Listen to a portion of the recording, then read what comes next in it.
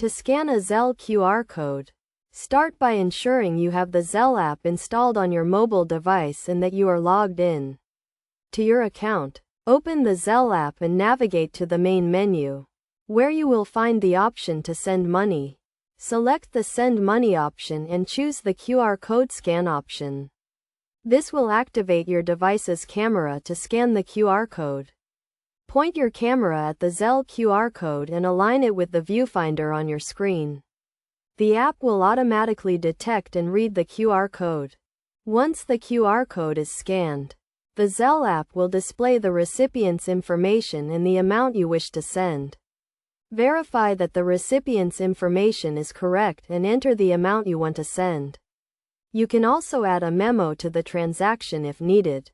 Review the transaction details carefully to ensure everything is accurate. If the information is correct, confirm the transaction and the money will be sent to the recipient. It is essential to be cautious when scanning QR codes to avoid any potential scams or unauthorized transactions. Best practices for scanning Zelle QR codes include only scanning codes from trusted sources and verifying the recipient's information before sending money. Additionally, always keep your Zelle app and device's operating system up to date to ensure you have the latest security features.